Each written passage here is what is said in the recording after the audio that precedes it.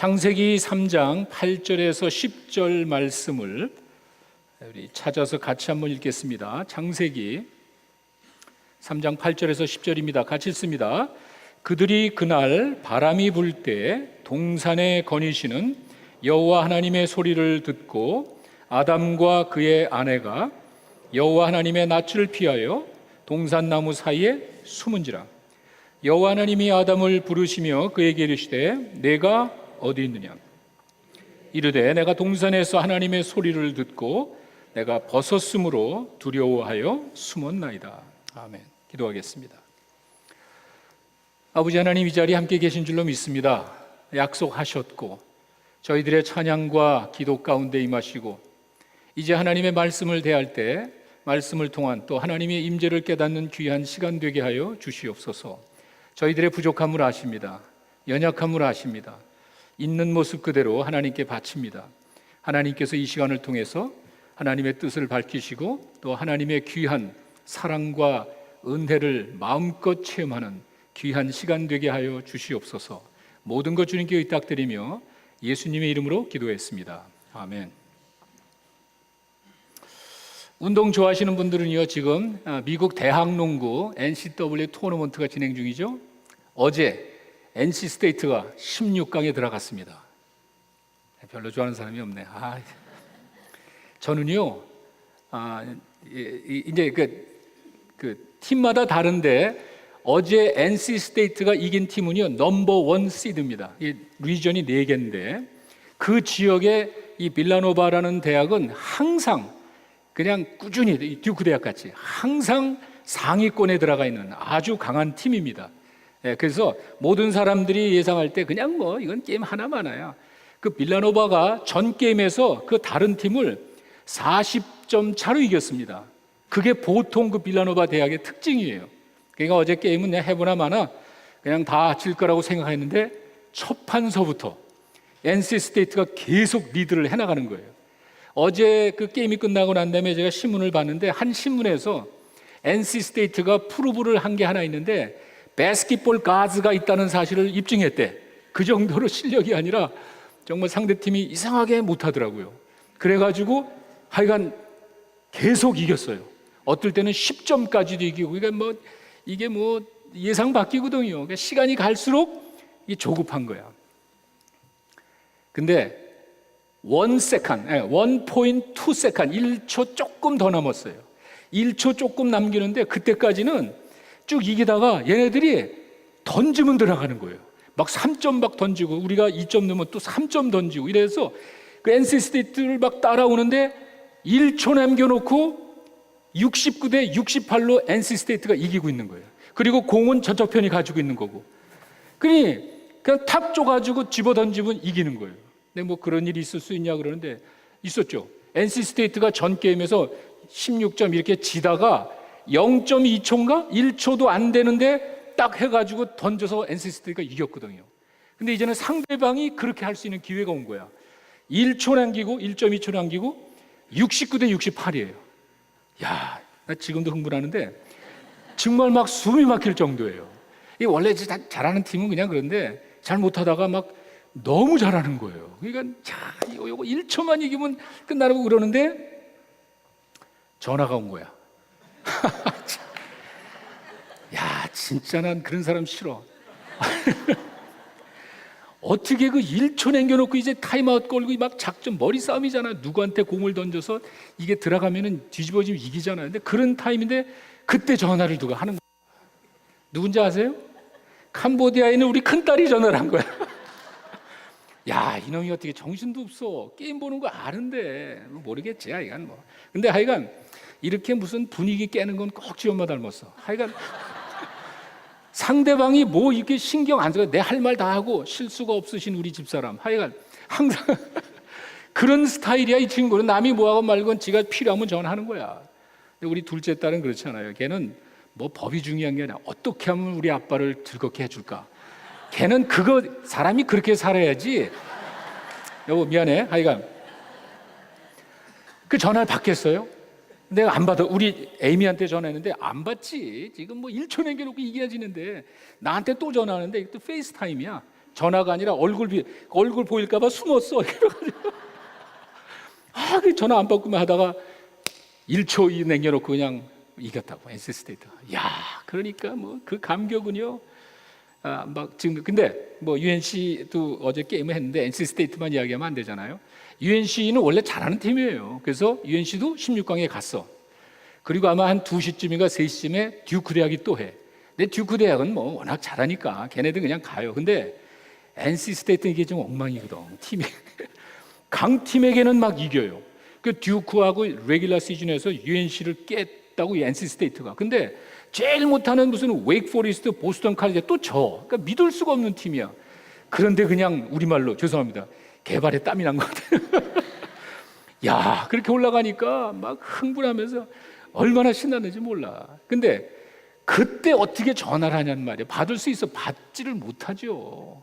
제가 이 말씀을 드리는 이유는 하나님이 아담을 부를 때 아담이 대답할 형편이 아니라는 거예요. 사실은 그 얘기를 좀 하려고 그러는데 야, 이거 감출 수가 없어. 이게 하여튼 그래도 목사가 뭐 하나 빠지는 게 취미가 있어야지 뭐 딴 거 할 게 없잖아. 하여간 하나님이 아담을 부를 때 아담은 범죄한 사람이잖아요. 범죄한 사람이 어떻게 하나님 앞에 나가겠어요? 생각해 보세요. 하나님이 찾으실 때 아담은 도저히 나갈 형편이 안 된다고, 내가 전화를 못 받을 형편 같이. 그러니까 그런 입장이었다는 거예요. 그런데 여러분 잘 생각해 보세요.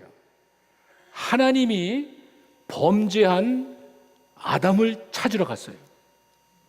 이거는요, 우리가 그냥 성경에 나와 있는 한 이야기로 넘어갈 것이 아니라 이건 하나님이 어떤 분이시라는 사실을 한눈에 보여주는 장면이에요.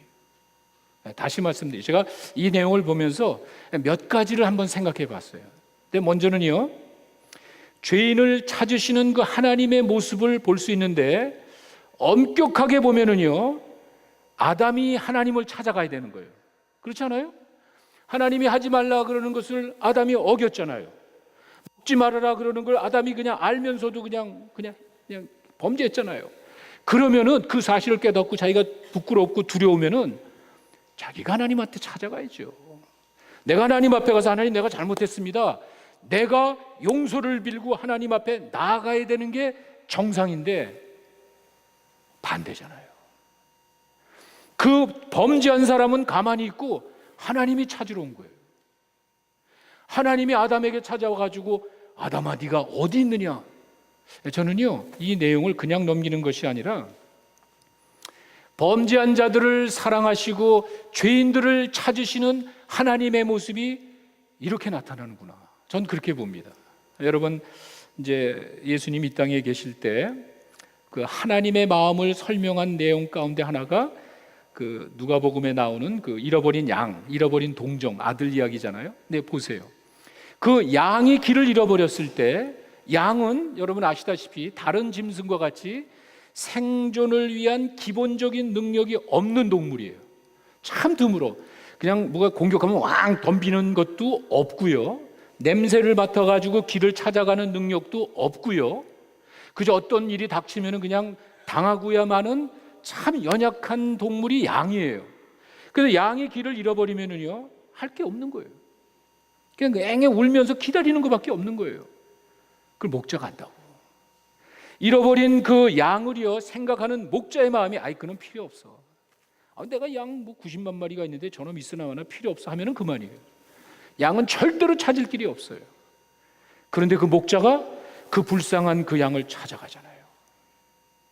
그 양을 찾아가가지고 그 양을 품고 돌아오는 그 모습 속에서 하나님의 사랑을, 죄인들을 사랑하시는 하나님의 모습을 예수님이 이야기했잖아요. 제일 먼저 나온 장면이 바로 이거 같아요. 범죄하고 난 다음에 자기들이 부끄러워가지고 나올 수 없는 그런 상황이지만 하나님은 찾아가는 거예요. 죄인들을 찾아가시는 거예요. 왜 찾아갔죠? 물론 뭐 거기 뭐 이런저런 뭐 하나님께서 심판하신 내용이 있지만 21절에 있는 내용을 한번 보시기 바랍니다. 3장 21절에 가시면은요, 이게 바로 궁극적으로 하나님께서 아담을 찾아가신 이유입니다. 보세요. 여호와 하나님이 아담과 그의 아내를 위하여 가죽옷을 지어 입히시니라. 하나님께서 아담을 부르신 거는요, 이렇게 정죄하고 벌 주기 위한 게 아니에요. 그건 하나의 과정이었고, 궁극적으로 하나님이 하고 싶은 거는요, 그 불쌍한 아담에게 가죽옷을 헤매 입히는 거예요. 이래서 간 거예요. 하나님이 아담을 찾으신 거는요, 그에게 궁극적인 구속의 그것을 보여주기 위해서 하나님이 아담을 찾아가셨다는 그 말이에요. 무슨 말이죠? 7절에 보니까는요, 아담이 뭔가 하긴 했습니다. 하나님의 뜻을 거역하고 나니까 그때 인간의 마음속에 두려움이 생기는 거예요. 인간만 그래요. 뭐 개나 동물들이 죄 짓고 두려워하는 게 그게 없죠. 인간만 하나님의 뜻을 거역하고 나면 괜히 불안합니다. 두렵습니다. 눈이 번쩍해가지고 자기의 부끄러운 모습이 보이기 시작했어요. 그래서 한 게 무화과 나무 잎을 뜯어다가 그냥 부끄러운 모습을 감췄습니다. 이러고 있었던 거예요. 하나님 그걸 아시는 거예요. 자, 내가 인간적인 방법으로 나의 부족함을 잘못한 것을 감추려고 하지만 얼마나 가겠습니까? 범죄한 사람들이 하는 일이 바로 그거예요. 인간이 자기 스스로 부끄러움을 느끼면은요, 뭔가 하긴 합니다. 왜? 인간적인 방법으로 그 부끄러움을 감추려는 노력이 있죠. 술을 좀 먹는다든지, 잊어버리고 싶어. 이 생각을 지워버리고 싶어. 내가 한 부끄러운 일들을 잊어버리고 싶은 거예요. 정상적으로 하면 자꾸 그 생각이 나는 거예요. 마약을 하는 거예요. 그러면 괜히 기분 좋으니까. 술 마시면 괜히 그냥 좋으니까 그 빠지고 싶은 거예요. 그게 인간의 방법이에요. 치마로 가리는 거, 나뭇잎 치마로 가리는 거예요. 얼마나 갑니까? 그 죄 지은 저 인간의 그 마음 깊숙한 곳에 그 길티 감정이 사라집니까? 그러니까 그 다음에 하는 방법은 뭐 선한 일을 하는 거예요. 내가 이렇게 잘못했으니까 내가 이런 식으로 한번 해봐야 되겠어. 이 보상 심리를 가지고 뭔가 열심히 또 해보는 거예요. 얼마나 가죠? 여러분이 얼마나 그렇게 열심히 하시겠습니까? 그거 할 때는 뭐 좀 그래도 괜찮은 것 같아요. 그러나 나뭇잎이 얼마나 오래 가겠습니까? 하나님이 아시는 거예요. 여러분과 나의 죄 문제를 해결해 주실 분은 하나님밖에 없다는 사실을 여러분 기억하시기 바랍니다. 그래서 찾아오신 거예요. 그 불쌍한 아담과 이브가 하와가 나뭇잎으로 임시적으로 자기들 방법으로 해결하려고 하지만 그게 전부가 아니기 때문에 하나님께서 그 아담에게 가셔가지고 가죽옷을 해입히면서 뭔가 살짝 보여주신 거예요. 범죄한 인간을 향한 하나님의 계획을 살짝 보여주신 거예요. 여러분, 가죽옷을 입으면 오래 가잖아요. 이거는 나뭇잎같이 금상, 내 인간적인 방법이 오래 가지 못, 이게 아니잖아요. 가죽옷을 이게 일단 오래 갑니다. 어떻게 보면은 퍼머넌트 솔루션이라고 그럴까? 그런 궁극적인 해결책을 하나님이 보여주신 거예요. 근데 거기에는 희생이잖아요. 희생이. 그러니까 하나님께서 그 아담의 범죄하는 모습을 감싸주시면서 뭘 살짝 보여주신 거예요. 누군가의 희생을 통한 죄 용서함을 살짝 보여주신 거예요. 그리고 나중에 예수님을 이 땅에 보내셔서 누군가의 죄를 위한, 우리 모두의 누군가의 죄를 위한 희생과 그로 인한 영원한 속죄를 이루어주시는 거예요. 그래서 예수님께서 이 땅에 오신 것이고, 그래서 하나님께서 아담을 찾으시는 거예요. 네가 어디 있느냐? 여러분, 하나님께서 아담을 부르실 때 네가 어디 있느냐 그랬을 때 로케이션을 묻는 게 아니죠. 네가 도대체 어디 숨어 있니? 이거를 말하는 게 아니죠. 우리가 그건 잘 알고 있습니다. 하나님께서 아담이 숨어 있는 로케이션을 묻는 게 아니라 아담의 상태를 묻는 거예요. 네가 지금 어느 상태에 있지? 그거 묻는 거잖아요. 하나님께서 아담을 부르실 때 네가 어디에 숨어 있느냐가 아니라 너 어떻게 그 모양이니? 그거를 이야기하시는 거예요. 너가 그렇게 한다고, 너 인간적인 방법을 한다고 그것이 해결될 것 같아? 모르잖아요. 아무도 모르잖아요. 그러나 내 마음 깊숙한 곳에 내가 임시로 가렸지만 하나님을 거역한 그 길티 감정은 어떻게 하시겠어요? 아무도 모르지만 하나님께서 나를 바라봤을 때 나의 부끄러운 모습을 여러분 어떻게 하시겠어요? 하나님이 그래서 찾아가신 거예요. 그래서 아담을 부르신 거예요. 뭐 로케이션 어디 있는지 숨어 있는 거 몰라서 묻는 것이 아니라 너 왜 그 모양이니? 너에 있는 지금 그 모습이 어떤 모습이니? 이거 바라보게 해주신 거예요.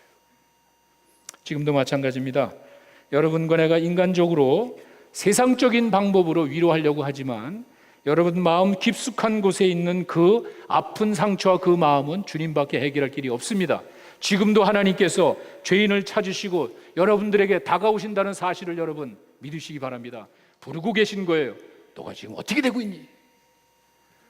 하나님께서는 이미 아담을 통해서 그 사실을 우리에게 보여주셨고 예수님의 사역을 통해서 우리에게 확인해 주셨고 지금도 변함없이 여러분들을 부르고 계신 줄로 믿습니다. 또 한 가지는요, 하나님께서는 우리와 대화를 원하신다는 이 사실을 볼 수 있습니다. 여러분, 그냥 벌 줄 수 있잖아요. 아담이 범죄했고요, 잘못했으면 하나님이 그냥 왜 자기가 아니까 그래서 숨었잖아요. 내가 잘못한 거 다 알기 때문에 숨었잖아요. 그러니까 그 아담에게 그냥 잘못한 거를 책망하고 벌 주면 되는 거예요. 무슨 대화를 합니까?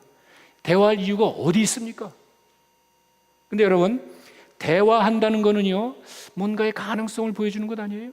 그래, 한번 들어보자 하면은 일단 그걸 해결책이 있는 거예요. 아니, 해결의 가능성이 있는 거예요. 가끔 우리가 보면은요, 지도자의 그 이미지라는 것은 감출 수가 없습니다. 아무리 좋은 생각을 가지고 있어도 꽉 닫힌 사람이 있어요. 왜? 내가 완벽하니까. 너 얘기 들을 필요가 없어. 그런 지도자가 있습니다. 꽉 막힌 고집스러운 지도자가 있습니다. 왜? I'm good enough. 나는 충분하기 때문에 다른 사람 얘기를 들어도 그냥 형식으로 듣는 거예요. 그냥 대화를 해도 야, 받았어? 이렇게 듣는 거예요. 지도자가 아무리 좋은 생각을 가지고 있다 그래도 그런 꽉 막힌 생각을 가지고 그냥 내 생각이 옳다는 그거 가지고 듣는 거와 그냥 평범한 그저 순수한 인간의 마음으로 이 땅에 오셔서 우리와 대화하셨던 그 예수님 같이 낮아지고 서민의 모습으로 그 사람들의 마음을 헤아려주는 지도자하고는 또 다른 거예요. 여러분, 하나님이 뭐가 부족합니까? 하나님이 무슨 일을 결정하시는 여러분의 지혜가 필요합니까? 하나님이 무슨 일을 행하시는 여러분의 도움이 필요한 게 아니죠. 그런데도 하나님께서는 다가오시는 거예요. 이야기, 대화를 원하시는 거예요. 여러분, 우리 믿음의 대상이 우리와 대화를 원합니다. 여러분 한번 생각해 보세요. 세상에 그런 종교가 어디 있습니까?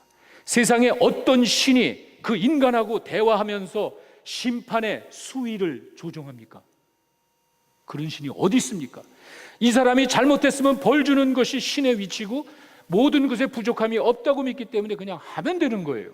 세상에 어떤 신이 죄인의 입장으로 내려가서 그 죄인의 상황을 들어보고 그 사람의 심판을 조절합니까?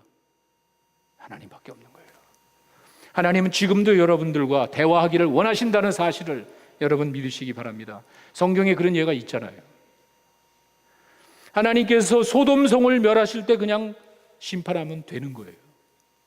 그들이 잘못했기 때문에 당연히 심판받는 것은 그냥 하면 되는 거예요. 아브라함이 끼어들어갔어요. 아브라함이 이야기합니다. 서서 하나님하고 이야기를 하는 거예요. 아시죠? 아니, 이야기가 협상을 하는 거예요.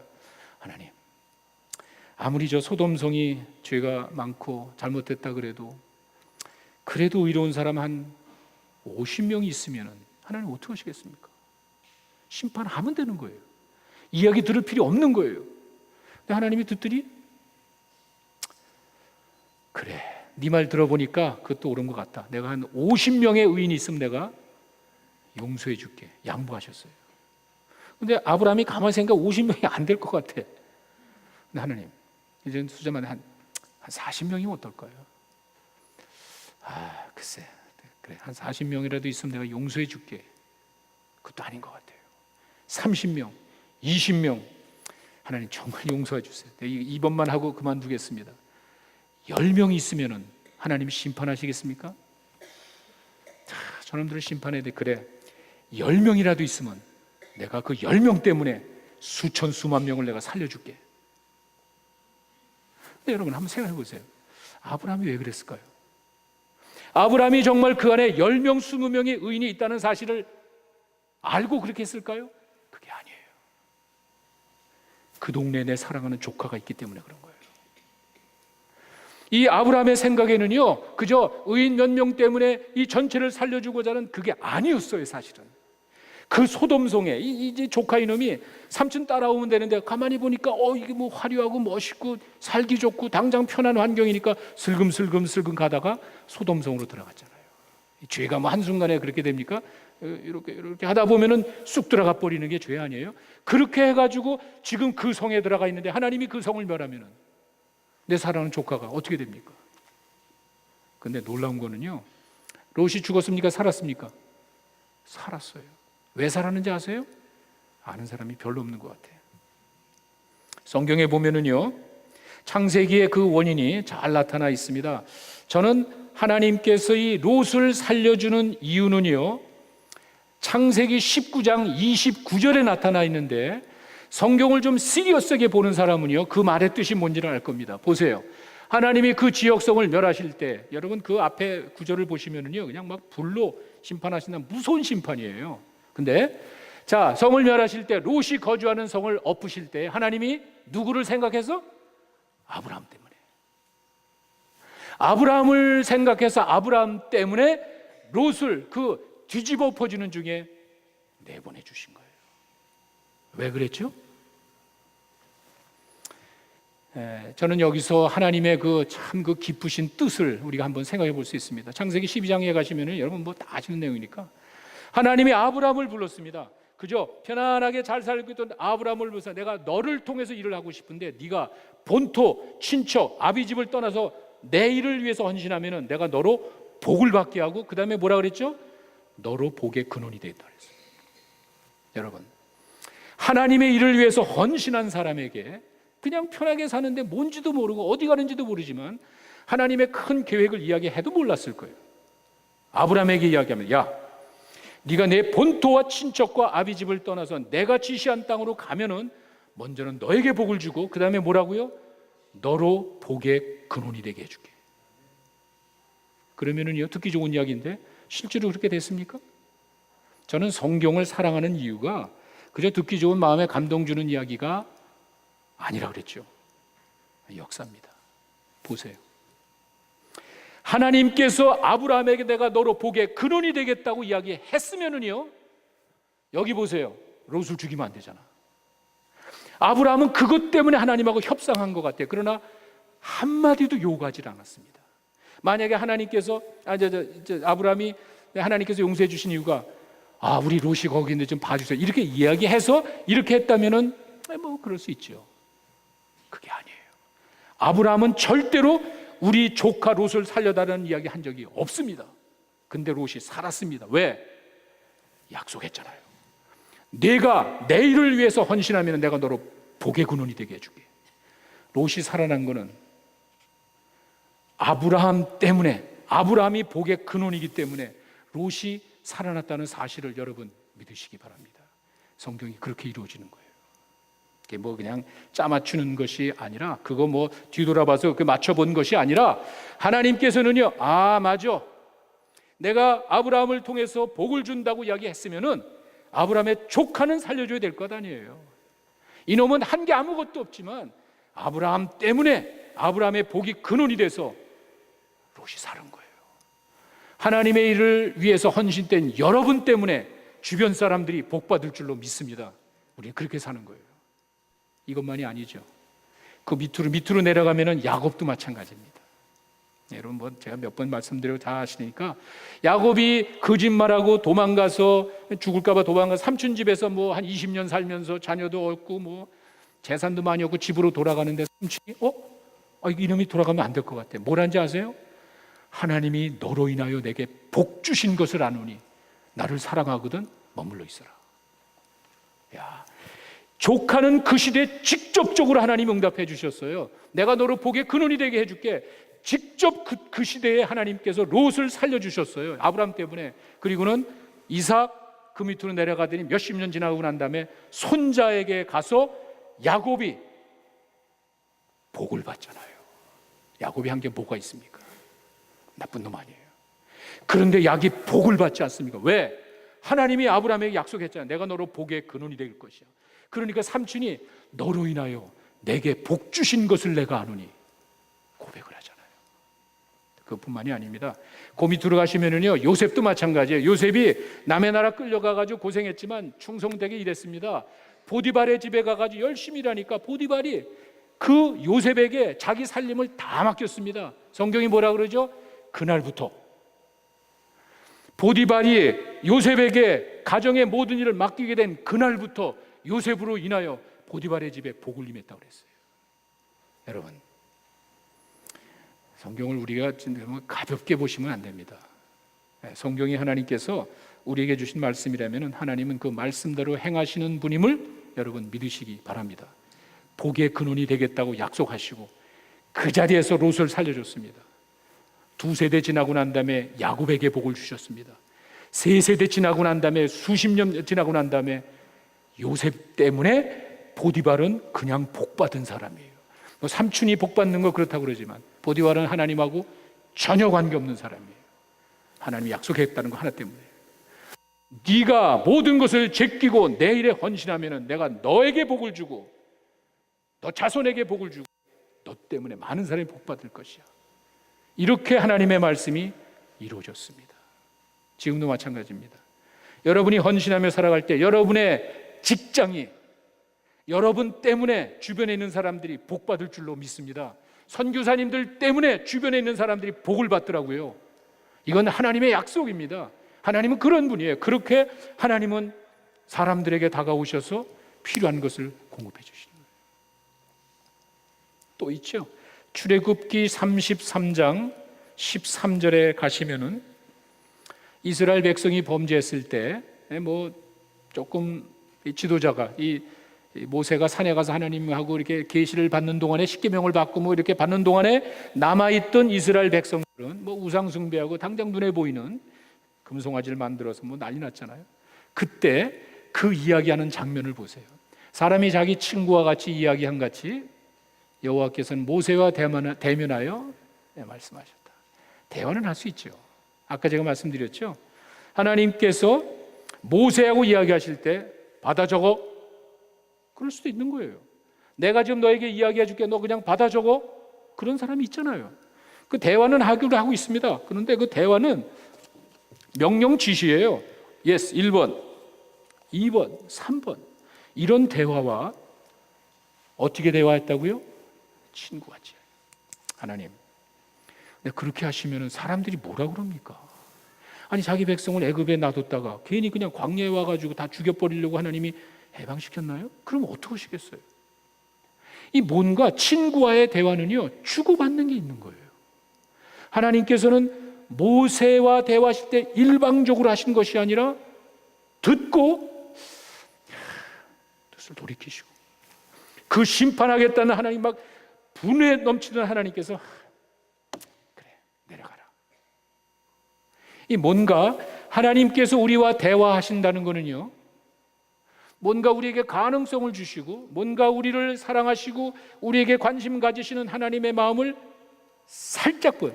여러분 기분 나쁘면 대화 안 하죠. 보지도 않죠. 무슨 이야기를 합니까? 그냥 닫아버리면 그만이에요. 우리 믿음의 대상은 그게 아닙니다. 여러분이 찾을 때 아니 그냥 찾지도 못하고 무섭고 두려워가지고 숨어 있을 때도 불쌍한 여러분들을 찾아가시는 좋으신 하나님을 여러분 믿으시기 바랍니다. 대화하는 거예요. 들어보자. 기회를 주는 거예요.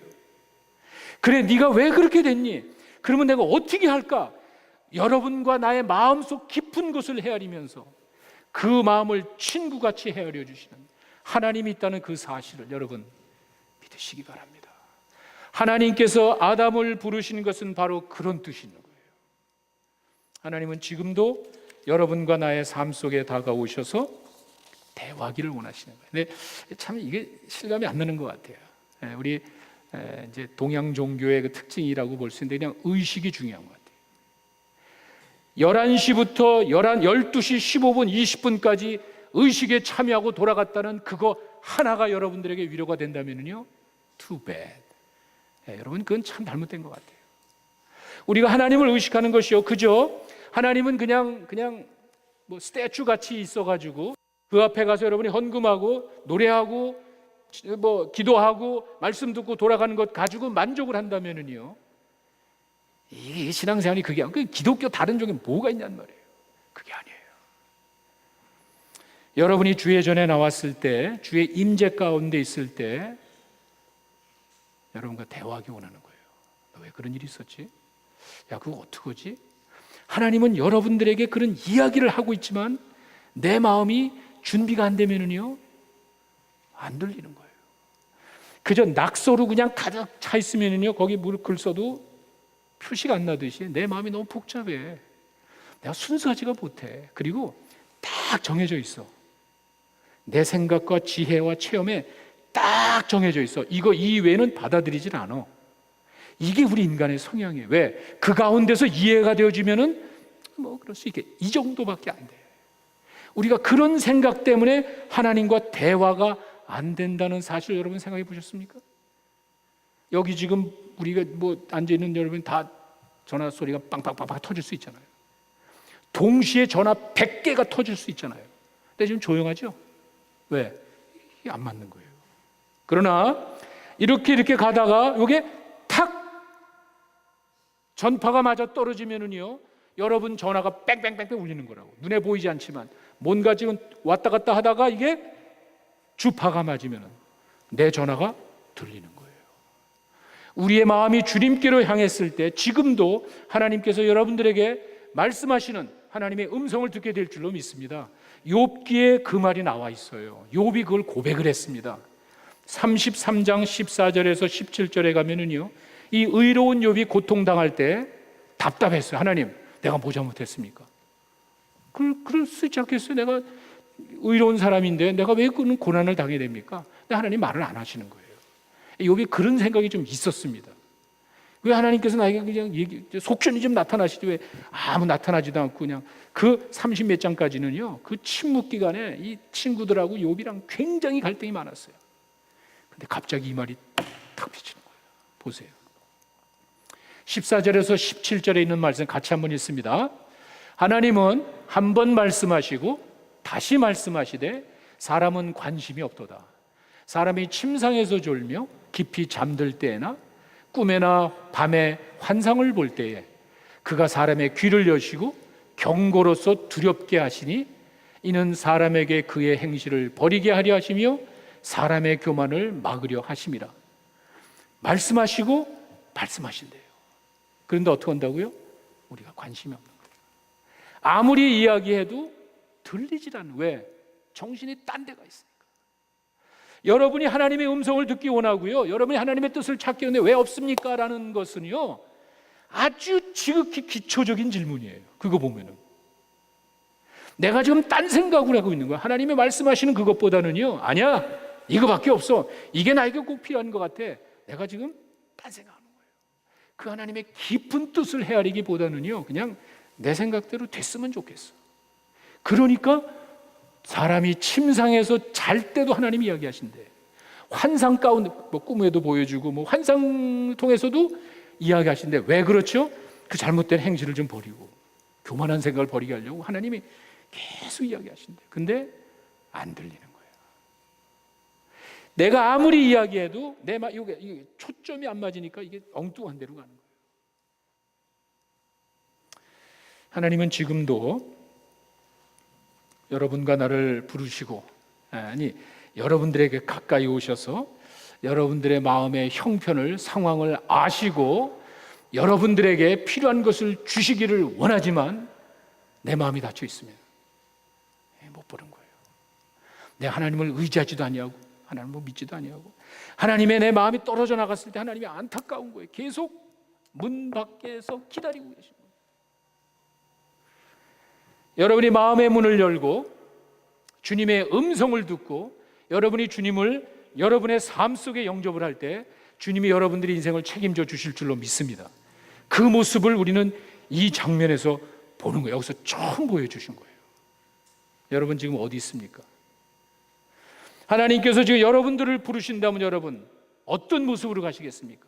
아담같이 숨으시겠어요? 이사야는요, 이사야 6장 8절에 가니까 그런 하나님의 음성을 들었을 때 이사야가 이렇게 이야기합니다. 내가 또 주의 목소리를 들으니 주께서 이르시되 내가 누구를 보내며 누가 우리를 위하여 갈 곳. 이런 소리가 그때 들리는 거예요. 뭐라 그러죠? 내가 여기 있습니다. 나를 보내셔서. 중요한 거는요, 그 앞절이에요. 여러분, 그 이사야가 텅 빈 마음으로 성전에 갔을 때 거기 앉아 계신 그 하나님의 거룩함을 보고 스스로 입을 지지고, 그죠? 이 더러운 것을 깨끗하게 죄 용서함을 받은 하나님의 자녀로 삼아주신 그때 되니까, 내 더러운 것을 제하고 나니까 소리가 들리는 거예요. 이 음성이 그때 들리는 거예요.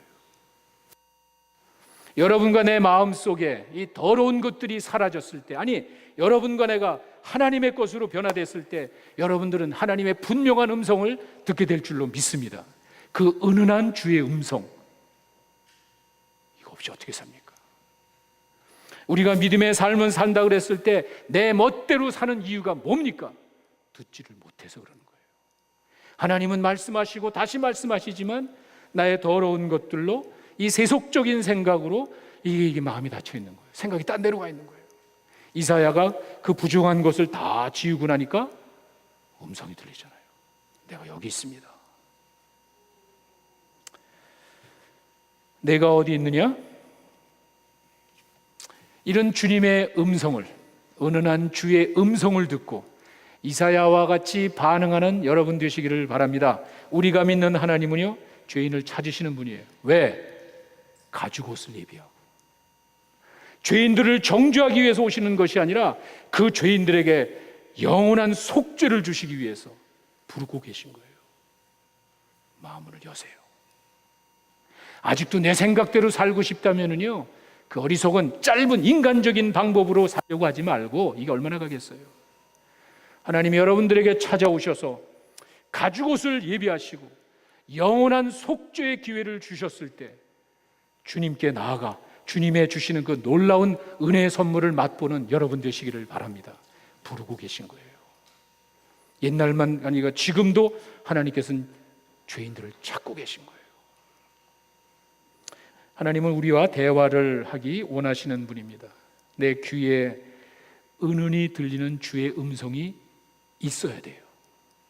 나를 친구 삼아주시는 그분이 왜 이야기를 안 하겠어요? 나를 친구같이 대해주시는 그분이 왜 아무 이야기를 안 하시겠어요? 지금도 부르고 계십니다. 네가 어디 있느냐? 죄인을 찾으시는 주님 앞에 나아가시고 우리와 대화를 하기 원하시는 그 하나님과 깊은 대화 속에서 그 은은한 주의 음성 가운데 기뻐하며 살아가는 여러분 되시기를 간절히 축원합니다. 기도하겠습니다.